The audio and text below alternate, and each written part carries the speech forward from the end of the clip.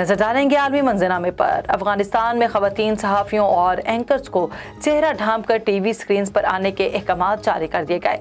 गैर मुल्की खबर रसाई इदारे के मुताबिक तालिबान की वजारत अमल बिल मारूफ और नही अनिल मुनकर ने कहा कि नया हुक्मनामा 21 मई से नाफिजुल अमल होगा। तर्जुमान की जानिब से हुक्म को तजवीज़ का नाम दिया गया है, ताहम ये वाज़ेह नहीं हुआ कि इसे ना मानने वालों को क्या सजा दी जाएगी।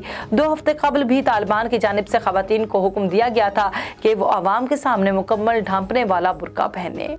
श्रीलंका के वज़ीर आज़म रानिल विक्रमासिंघा ने खबरदार किया है कि श्रीलंका में खुराक की शदीद किल्लत पैदा होने वाली है। श्रीलंका शदीद मुआशी बहरान का शिकार है। वज़ीर आज़म विक्रमासिंघे ने कहा कि उनकी हुकूमत आइंदा ज़रूरी मौसम के लिए काफ़ी खाद खरीदेगी। उनका कहना है कि अगरचे याला यानी मई से अगस्त के सीज़न के लिए खाद खरीदने का वक्त नहीं है, ताहम माह यानी सितंबर से मार्च के मौसम के लिए मुनासिब ज़ख़ीरा बनाने के लिए इक़दाम किए जा रहे हैं। उन्होंने कहा कि मैं सच्चे दिल से सबसे गुजारिश करता हूँ कि हालात की संगीनी को कबूल करें।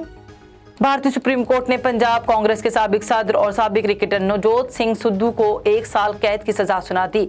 सुप्रीम कोर्ट ने 1988 के रोड रेज केस में नवजोत सिंह सिद्धू को 1 साल जेल भेज दिया।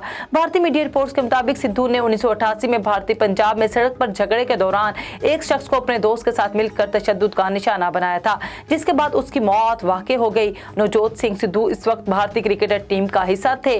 भारत सुप्रीम कोर्ट ने नवजोत सिंह सिद्धू को 1000 रुपये जुर्माने के साथ छोड़ दिया था। हुक्म के मुताबिक सिद्धू को पंजाब पुलिस ने अपनी तहवील में लेगी।